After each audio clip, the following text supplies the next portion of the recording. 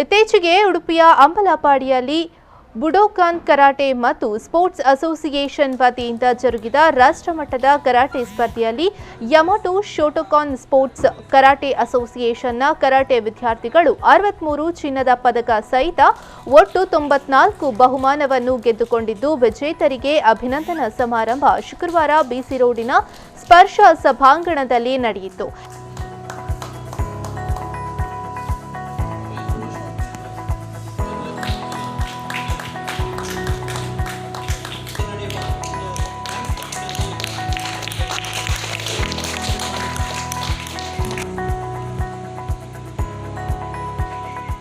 ಯಮಟೋ ಶೋಟೋಕಾನ್ sports karate ಅಸೋಸಿಯೇಷನ್ನ ಮುಖ್ಯ ಶಿಕ್ಷಕ ಕಿಯೋಶಿ ಶಾಜು ಮುಲಾವನ್ ಕಾರ್ಯಕ್ರಮದ ಅಧ್ಯಕ್ಷತೆ ವಹಿಸಿ ಮಾತನಾಡಿ, ವಿದ್ಯಾರ್ಥಿಗಳು ಸರಿಯಾದ ತರಬೇತಿ ಪಡೆದು ಕರಾಟೆಯನ್ನು ಅಭ್ಯಸಿಸಿದಾಗ ಸಾಧನೆ ಮಾಡಲು ಸಾಧ್ಯವಿದೆ ಎಂದರು.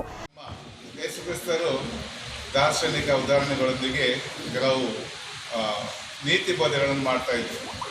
ಅದರಲ್ಲಿ ಒಂದನೇ ಒಂದು ವಿಷಯ, ಒಮ್ಮೆ ಒಬ್ಬ ಯಜಮಾನ ತನ್ನ ವ್ಯಾಪಾರಕ್ಕಾಗಿ ವಿದೇಶಕ್ಕೆ ಹೋಗಲಿರುವಾಗ ತನ್ನ ಸೇವಕರನ್ನು ಕರೆದು ಹೇಳ್ತಾರೆ, ಅವರಿಗೆ 100 ನಾಣ್ಯಗಳನ್ನು ಕೊಡ್ತಾರೆ, ಇದನ್ನು ಬಳಸಿಕೊಳ್ಳಿ ಅಂತ. ಮತ್ತು ವಿದೇಶಕ್ಕೆ ವ್ಯವಹಾರಕ್ಕೆ ಹೋಗ್ತಾರೆ. ವರ್ಷದ ಬಳಿಕ ಯಜಮಾನ ಬಂದು ಸೇವಕರನ್ನು ಕರೆಯುತ್ತಾರೆ, ಕಳೆದ ವರ್ಷ ನಾನು ತೆರಳುವಾಗ ನಿಮಗೆ 100 ನಾಣ್ಯಗಳನ್ನು ಕೊಟ್ಟಿದ್ದೆ, ಅದನ್ನು ಏನು ಮಾಡಿದ್ದೀರಿ ಅಂತ ಕೇಳ್ತಾರೆ. ಒಬ್ಬ ಸೇವಕ ಎದ್ದು ನಿಂತ, ನೀವು ನನಗೆ 100 ನಾಣ್ಯಗಳನ್ನು ಕೊಟ್ಟಿದ್ದೀರಿ, ನಾನು ಅದನ್ನು ನನ್ನ ವ್ಯವಹಾರದಲ್ಲಿ ಬಳಸಿಕೊಂಡು.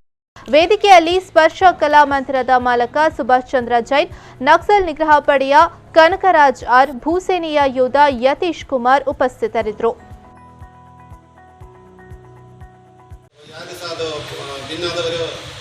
ಕಡಿಮೆ ಇದೆ, ಆದರೆ ಆದರೆ ಸಹ ಗ್ರಾಂಟಿಗೆ ಅಪ್ಲೈ ಮಾಡಲಿಲ್ಲ. ಇನ್ನು ಮುಂದೆಗೆ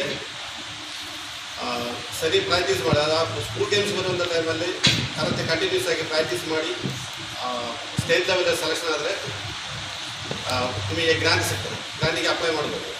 ನಾವು ಸಹ ಎಷ್ಟೊಂದು ಸ್ಕೂಲ್ ಗೇಮ್ಸ್ ನಡ್ಕೊಂಡಿದ್ದೇವೆ. ಈಗ ಇತ್ತೀಚೆಗೆ ಒಂದು 3-4 ಇಯರ್ಸ್ ಆಯಿತು. ಆದರೆ ಈಗ ಗ್ರಾಂಟ್ ಉಂಟು, ಅದಕ್ಕೋಸ್ಕರ ನೀವು ಇದು